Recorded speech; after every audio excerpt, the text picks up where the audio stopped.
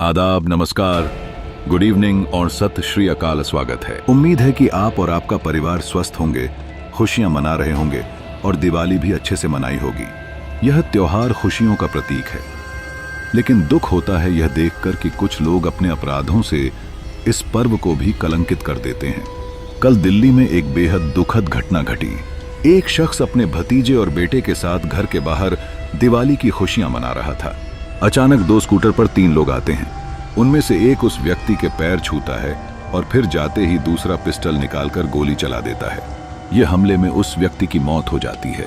इस पूरे वाकये में एक नाबालिग भी मारा गया और यह सब केवल 70,000 की जमीन के एक टुकड़े के लिए हुआ था।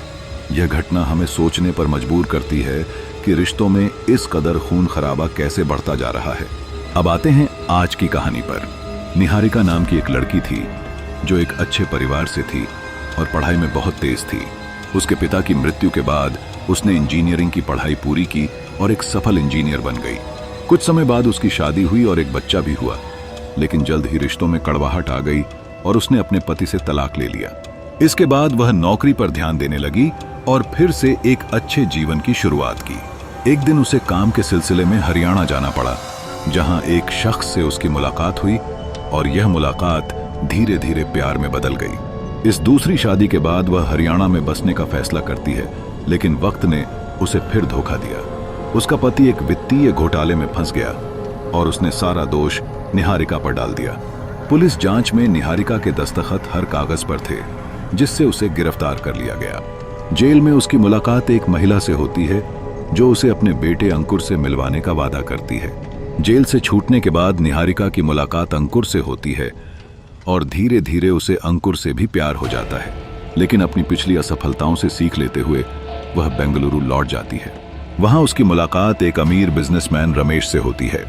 निहारिका ने महसूस किया कि रमेश अमीर है और उसकी जिंदगी को आरामदायक बना सकता है, तो उसने रमेश से शादी कर ली। पर शादी के बाद उसे एहसास हुआ कि रमेश की पहली पत्नी और उसके बच्चों का भी उसकी संपत्ति पर हक है। उसने रमेश से एक प्रॉपर्टी की मांग की, लेकिन रमेश ने देने से मना कर दिया।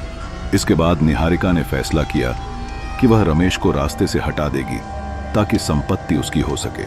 उसने अपने पुराने साथी अंकुर को बुलाया और दोनों ने मिलकर रमेश की हत्या का प्लान बना लिया। 3 अक्टूबर को निहारिका ने रमेश को ड्राइव पर ले जाने का बहाना बनाकर कार में बेहोश कर दिया और फिर अंकुर के साथ मिलकर उसकी हत्या कर दी। उन्होंने रमेश की लाश को 840 किलोमीटर दूर कर्नाटक की एक सुनसान जगह पर पेट्रोल डालकर जला दिया ताकि कोई सुराग न बचे। लेकिन पुलिस ने कड़ी मेहनत और 500 सीसीटीवी कैमरों की मदद से आखिरकार सुराग ढूंढ निकाला। जब पुलिस ने सीसीटीवी फुटेज में अंकुर और निहारिका को देखा तो संदेह यकीन में बदल गया। 18 अक्टूबर को बेंगलुरु पुलिस ने निहारिका को गिरफ्तार कर लिया और अंकुर को भी कुछ समय बाद पकड़ा गया। हर शादी के बाद धोखा और हर रिश्ते में दर्द महसूस करने के बाद भी निहारिका ने फिर भी दौलत की चाहत में इस अपराध को अंजाम दिया। आज निहारिका जेल में है और इस कहानी से यही सीख मिलती है कि लालच और हवस कभी इंसान का भला नहीं कर सकती। इसी के साथ आज की कहानी को समाप्त करते हैं। कल रात 9 बजे फिर मिलेंगे एक नई कहानी के साथ। तब तक अपना और अपनों का ख्याल रखें। धन्यवाद।